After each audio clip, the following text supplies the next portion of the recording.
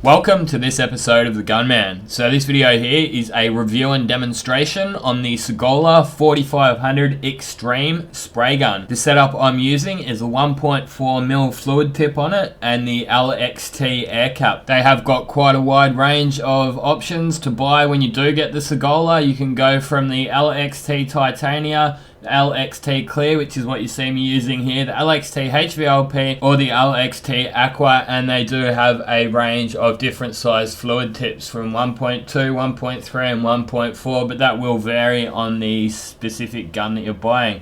So as you can see, it comes with a anti-drip lid on it, which is quite handy, a nice anodized body, and a overall weight of 794 grams. That was including the regulator that you see on the bottom there.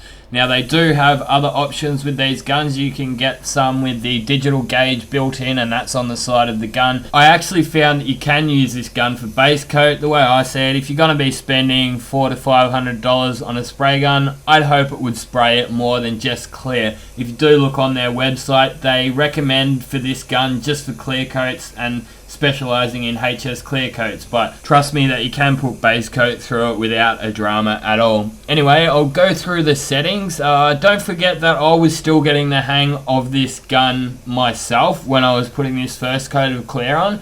I found it a little bit of a slower gun to start off with, but when you see me putting the second coat on, I changed those settings around a bit and managed to get it to speed up a little bit. So I had the fan wide open here for this first coat.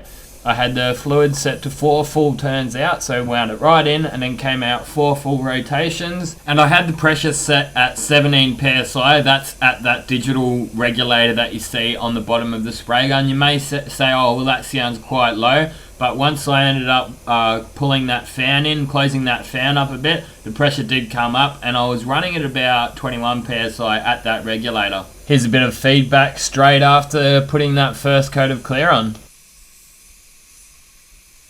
So that's our first coat down with the Sagola. It definitely is a little bit slower, well, quite a lot slower than the Starter Jet and the Pro Light, but still got a nice finish with it. I'll fill up a few of those smaller pieces of dust in my second coat, but all in all, I'm probably glad I didn't buy one.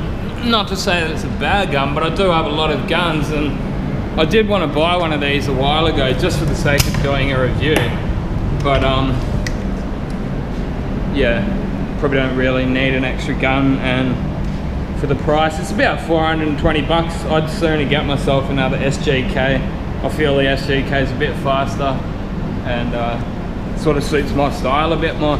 For beginners, I can imagine it would probably actually be quite a good gun because you can just go that a little bit slower and see exactly what you're doing a bit easier.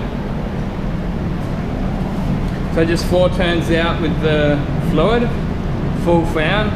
I was about 17 psi. So there you go. Hope I haven't offended any of you diehard Sagola fans. These guns haven't really kicked off in Australia, to be honest. There are a few out there, but compared to the DeVilbiss and the Starter Jet and the Iwata, they're really not as popular over here, and this was the first one I've actually ever seen in a workshop environment. I was lent it by a follower of mine. I was down the lunch bar one day getting my morning tea, and this guy was waiting in the line next to me, and he said, "Hey Gunny, it's you." And I said, "Oh, hey, how's it going?" And ended up saying, "I'll drop down one day if you want, check out the workshop and have a bit of a chat." And he came over just last week and decided to lend me his brand new Sagola, unused.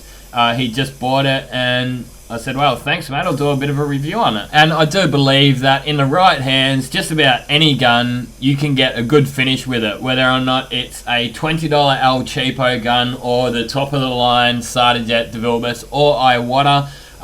Now I would put this gun in the middle. It's by no means is it a $20, $30 spray gun. It's middle of the range. I would not class it as a top of the range gun. That's just in my opinion. However, you can still get great results with it.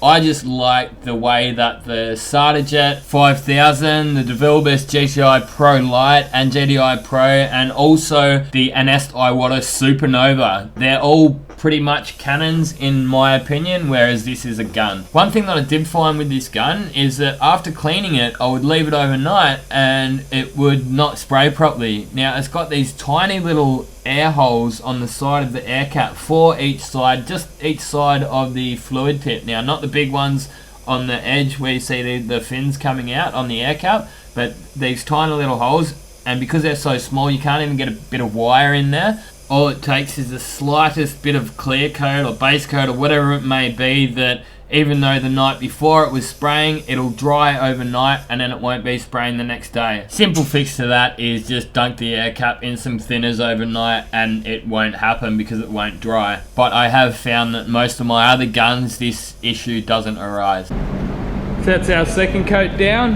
I'm actually quite a lot happier with how I managed to get this gun going on that second coat. I ended up winding that the fan in about a quarter of a turn. For a gun that's got so many numbers and stuff on the fluid gauge, they've got none at all on the fan adjustment. Seems a little bit silly.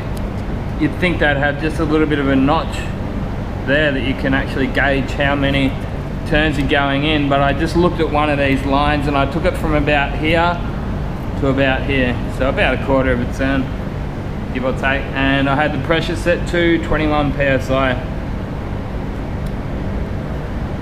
But it definitely got a nice coat of clear on, much nicer than the first coat. The clear coat that I did use for this job was the Concept MS22 clear coat, and I used that with fast hardener and no reducer. The days are getting a little bit warmer over here in Perth, so there's no need for me to preheat my clear or anything like that. But there you go, this is the car finished off. Hang around to the very end if you'd like to see a couple of my other videos. There's also a little eye in the top of the screen if you're on a mobile device, and you'll be able to view one of my other videos through that link.